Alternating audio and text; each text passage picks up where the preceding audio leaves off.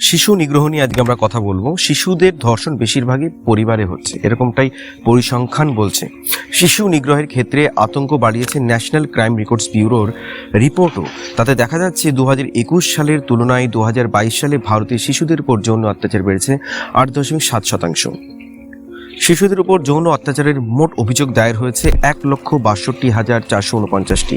2014 সাল থেকে যদি হিসাব ধরা হয় তাহলে 2022 সাল পর্যন্ত শিশুদের উপর যৌন অত্যাচার বেড়েছে প্রায় 81%। 2014 সালে শিশুদের উপর যৌন অত্যাচারের অভিযোগ দায়ের হয়েছিল 89,423টি।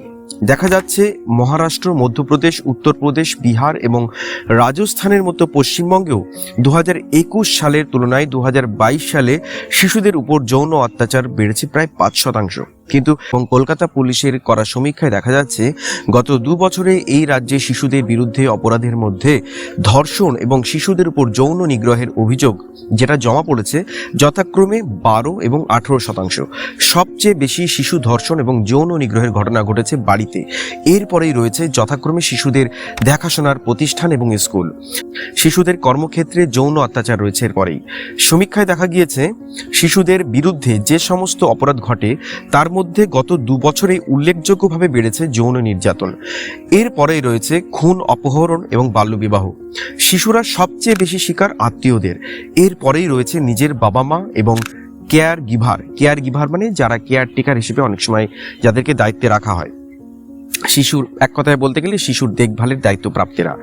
National commission for protection of child রাইটসের কর্তা সুধীর মিশ্রের কথায় পক্সো আইন চালু হওয়া এবং জুভেনাইল জাস্টিস আইনের কড়াকড়ির জেরে এখন কিছুটা সচেতনতা বেড়েছে। কেন্দ্রীয় পোর্টালে সহজে অভিযোগ জমা করা যায় বলে আগের চেয়ে অনেক বেশি অভিযোগও আসছে। সমীক্ষায় দেখা গিয়েছে শিশুদের উপর যৌন অত্যাচারে জড়িতদের 50%ই পিডোফাইল। ফলে এই ব্যাপারে আগে সচেতন না হলে সমস্যা কমবে না। মনোরোগ চিকিৎসক দেবাঞ্জন বন্দ্যোপাধ্যায় বলছেন, শিশুদের উপর অত্যাচার রুখতে আগে পিডোফিলিয়াকে চেনা প্রয়োজন। একে শুধুই রোগ বলে দিলে কিন্তু অপরাধ অনেকটাই লঘু হয়ে যায়। বদলে একে এক ধরনের যৌন বিকার বলা ভালো, যেহেতু এই ক্ষেত্রে শিশুর উপর আকর্ষণ কাজ করে আর শিশু সবচেয়ে অসহায় এবং প্রতিরোধ তৈরি করতে পারে না, সময় মতো কাউকে বলতেও পারে না। তাই এই বিকারের জেরে জোর করে যে যৌন সম্পর্ক স্থাপন করা হলো, অপরাধ হিসেবে তার গভীরতা অনেক বেশি। দেবাঞ্জন বলেন, যৌন অত্যাচারের লক্ষণ স্পষ্ট দেখা গেলে বোঝা সহজ, কিন্তু মনে রাখতে হবে কোনো শিশুকে অন্যরকমভাবে ছোঁয়া, চুম্বন, আড়ালে নিয়ে যাওয়ার চেষ্টা, নির্দিষ্ট বয়সের আগেই যৌনাঙ্গ সম্পর্কে পরিচয় করানো, এমন ভিডিও চুম্বনের দৃশ্য না হলেও সেটা দেখানো যা তার দেখার কথাই নয়, এমন কিছু খাওয়ানো যা অল্প বয়সে যৌন উত্তেজনা তৈরি করতে পারে, এর সবই কিন্তু পিডোফিলিয়ার ফাঁদ।